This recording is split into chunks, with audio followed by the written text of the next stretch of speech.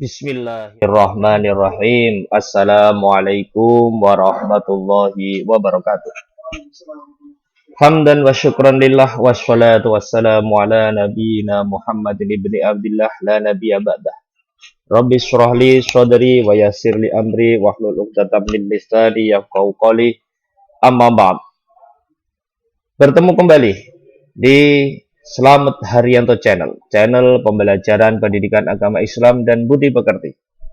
Untuk kesempatan kali ini, di Slamet Haryanto Channel akan membahas tentang tajwid Quran Surat Al-Baqarah ayat 83 tentang berbuat baik atau ihsan.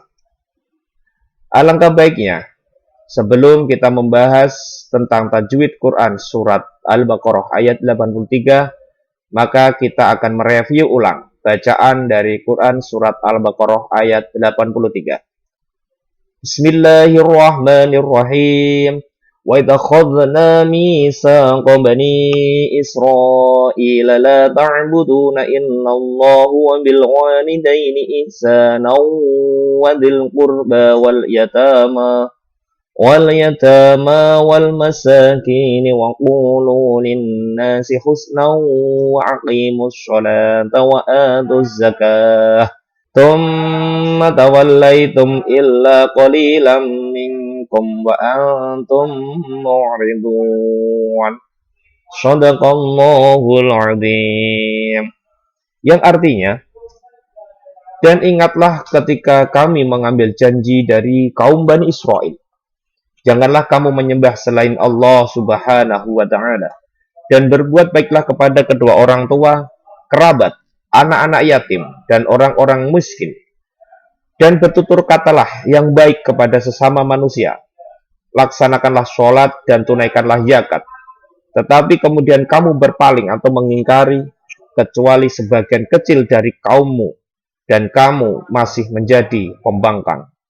Quran Surat Al-Baqarah ayat 83. Untuk tajwid dari Quran Surat Al-Baqarah ayat 83, yang pertama yaitu adalah mad jaiz dari kata Bani Israila, karena ada huruf mad tabi'i bertemu dengan huruf hamzah di lain kalimat.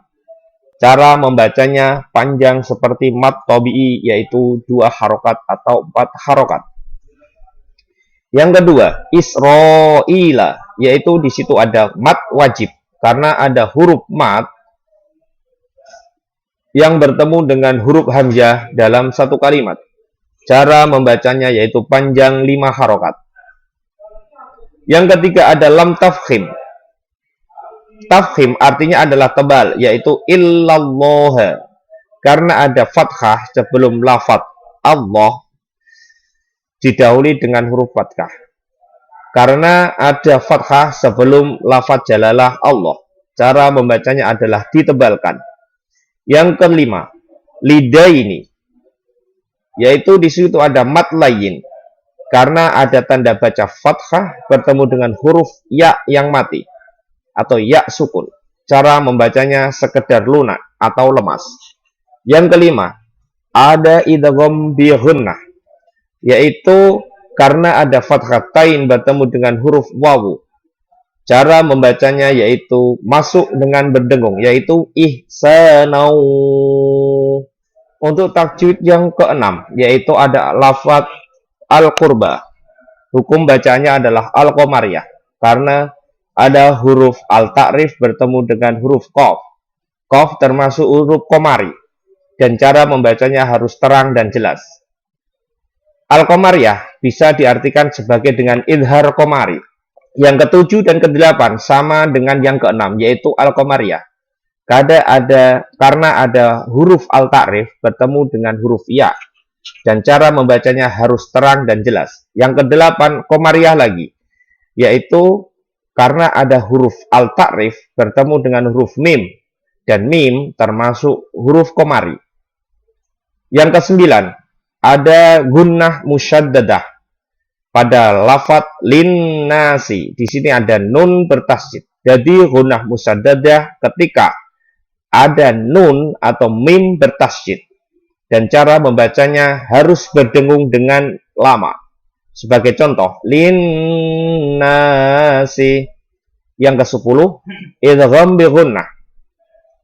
Sebagai definisi dari idgham bi gunnah adalah ketika ada nun sukun atau tanwin bertemu dengan ya, nun, mim, wawu.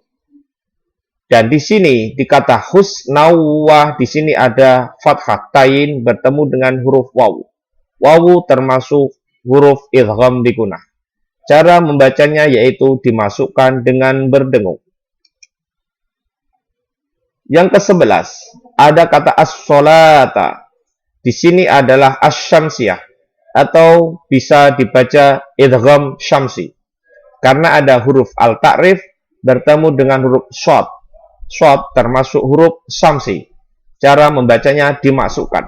As-sholata, tidak al-sholata. Jadi langsung masuk ke shadnya. As-sholata. Ada lagi asy-syamsiyah, yaitu karena ada huruf al-ta'rif atau al bertemu dengan huruf za. Za di sini adalah huruf syamsi. Asy-syamsiyah bisa dikatakan idgham syamsi. Cara membacanya dimasukkan az-zakata. Yang ke-13 ada kata thumma. Di sini hukum bacanya adalah gunnah musyaddadah karena ada huruf mim yang bertasydid. Cara membacanya berdengung dengan yang lama. Yang ke-14 dalam kata laitum ada mat layin karena ada tanda baca fathah bertemu dengan huruf ya mati. Cara membacanya sekedar lunak atau lemas. Laitum. Yang ke-15. Laitum i. Di sini ada idhar syafawi. Sebagai definisi idhar syafawi adalah mim sukun bertemu dengan selain mim dan ba. Di sini karena ada huruf mim yang mati atau mim sukun bertemu dengan huruf alif. Cara membacanya terang di bibir dan mulut tertutup. Lahum i. Yang ke-16. Tajwid yang ke-16 pada kata qalilam minkum. Di sini ada dua hukum bacaan, yaitu idgham bi gunnah dan ikhfa hakiki. Idgham bi gunnah karena ada fathah tain bertemu dengan huruf mim. Cara membacanya dimasukkan dengan berdengung, yaitu qalilam minkum. Fathah tain bertemu dengan mim. Ada lagi di kata minkum, ini adalah ikhfa hakiki. Karena ada nun mati bertemu dengan huruf qaf. Huruf kaf. Cara membacanya samar-samar berbentuk huruf kaf. Minkum. Jadi huruf ikhfa hakiki jumlahnya ada 15. Yaitu apabila ada nun mati atau tanwin bertemu dengan ta, sa, jim, ha, kha, dal, dal, za, sin, swin, shod, dot, to, do, fa, kof, dan kaf. Maka dinamakan bacaan ikhfa hakiki. 18. Minkum wa. Di sini ada bacaan idhar syafawi. Idhar syafawi karena ada huruf mim mati atau mim sukun bertemu dengan huruf wawu. Cara membacanya terang di bibir. Ada lagi di sini ikhfa hakiki yang ke-19 yaitu dalam kata antum. Karena ada nun mati atau tanwin bertemu dengan huruf ta. Dan cara membacanya yaitu samar-samar atau berbentuk huruf ta. Antum. Yang ke-20. Antum mu'ri. Di sini adalah idgham mutamatsilain atau idgham mimi. Atau di sini ada idgham mimi atau idgham mutamatsilain. Karena ada huruf mim mati bertemu dengan huruf mim hidup. Cara membacanya didengungkan selama 3 harokat. Antum mu'ridun. Yang terakhir yaitu ada kata mu'riduna. Ya ini dihukumi hukum tajwid mad arid wis sukun. Karena ada wakof yang sebelumnya ada huruf mad tabi'i dan cara membacanya boleh panjang 4 harokat atau lebih. Dan juga boleh 2 harokat. Sebagai contoh, mu'ridun boleh dibaca 4 harokat. Mu'ridun lebih panjang. Demikian hukum bacaan tajwid pada Quran surat Al-Baqarah ayat 83. Untuk itu bisa dikembangkan lagi dengan mencari hukum-hukum bacaan tajwid lainnya selain yang saya terangkan itu di Quran surat Al-Baqarah ayat 83. Semoga bermanfaat fid dunya hatal akhirah. Terima kasih wal afu minkum. Billahi taufiq wal hidayah, sumarridha wal inayah. Wassalamualaikum warahmatullahi wabarakatuh.